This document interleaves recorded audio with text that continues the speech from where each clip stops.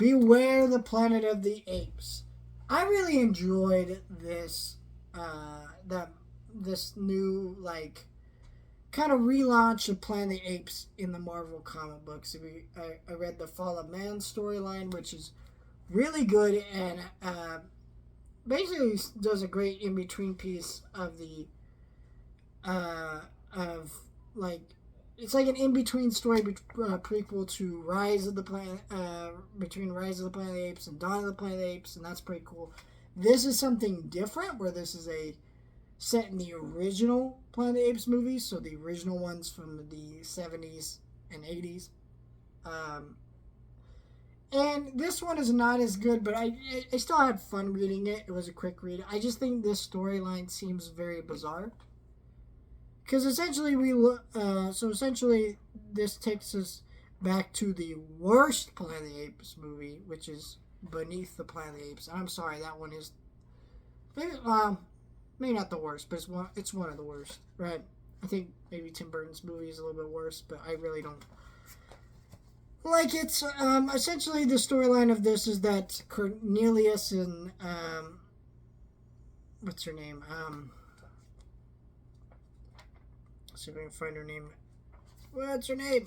I know her. No, I know. I love that character. I don't know why I'm forgetting her name, but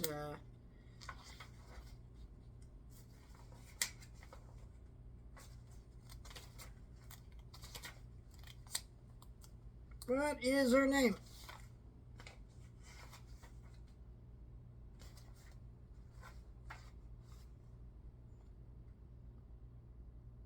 Zero, that's her name. Oh my, I don't know why. I knew it started with the Z, I just forgot. Her and Cornelius go on a hunt for their nephew, I guess, because he goes missing.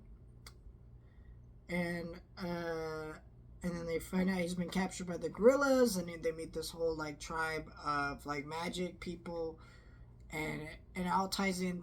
I don't want to spoil out, but it ties into the atomic bomb storyline. The second one, I don't really like this storyline because it's like almost everybody gets their mind wiped at the end of the story, and it just felt like it didn't matter, right?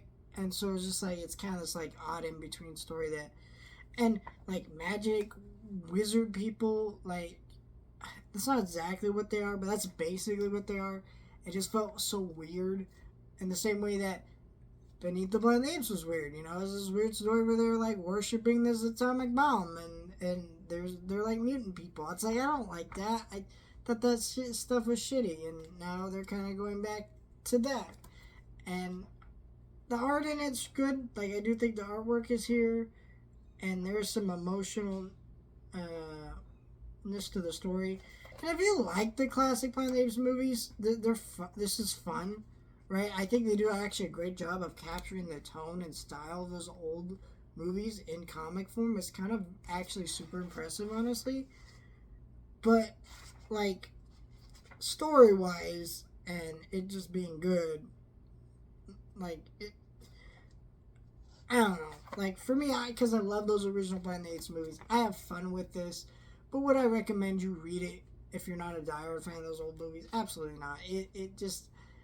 It's a weird, bizarre story that just did not need to exist. And I think it is cool, though, that some people are wanting to bring new stories back into that continuity, because I feel like it's been really frustrating as a Planet of the Apes fan of only hearing about the new Planet of the Apes movies and not the older ones, because I love all the Planet of the Apes movies, not just the new ones. I like the whole spectrum, right? The only one I don't like to watch is the Burton remake with Mark Wahlberg. But other than that, I love Planet of the Apes. And so, I don't know, it's kind of a weird cycle with this, where I have fun reading it, I kind of enjoy it, but I also don't think it's good. And that's kind of a weird thing to say, but it's true. It's beware the Planet of the Apes.